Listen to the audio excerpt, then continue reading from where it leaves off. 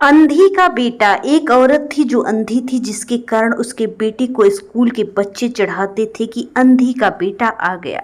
हर बात पर उससे ये शब्द सुनने को मिलता था कि अंधी का बेटा, इसलिए वो अपनी माँ से चिढ़ता था। उसने कहीं भी अपने साथ ले जाने से हिचकिचाता था, उसे नापसंद करता था। उसकी माँ ने उसे पढ़ाया और उसे इस लायक बना दिया कि वो अपने पैरों पर खड़ा हो सके, लेकिन जब वो बड़ा आदमी बन गया तो अपनी माँ को छोड़कर अलग रहने लगा।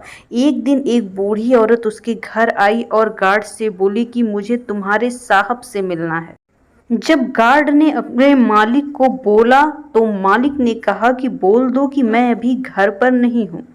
गार्ड ने जब बुढ़िया से बोला कि अभी नहीं है तो वो वहां से चली गई। थोड़ी देर बाद जब लड़का अपनी कार से ऑफिस के लिए जा रहा था थोड़ी देर बाद जब लड़का अपनी कार से ऑफिस के लिए जा रहा था तो देखता है कि सामने बहुत भीड़ लगी है। और जानने के लिए कि वहां क्यों भीड़ लगी है, वो वहां गया तो देखा उसकी माँ मरी पड़ी थी। उसने देखा कि उसकी मुट्ठी में कुछ है। उसने जब मुट्ठी खोली तो देखा कि एक लेटर था जिसमें ये लिखा था कि बेटा, जब तू छोटा था तो खेलते वक्त तेरी आंख में सरिया धंस गई और तू अंधा हो गया था, तो मैंने तुझे अपनी आंखें दे दी थी। इतना पढ़कर लड़का जोर जोर से रोने लगा। उसकी माँ उसके पास नहीं आ सकती थी। दोस्तों, वक्त के रहते ही लोगों की वैल्यू करना सीखो। माँ बाप का कर्ज हम कभी भी नहीं चुका सकते। हमारी प्यास का अंदाजा भी अलग है दोस्तों।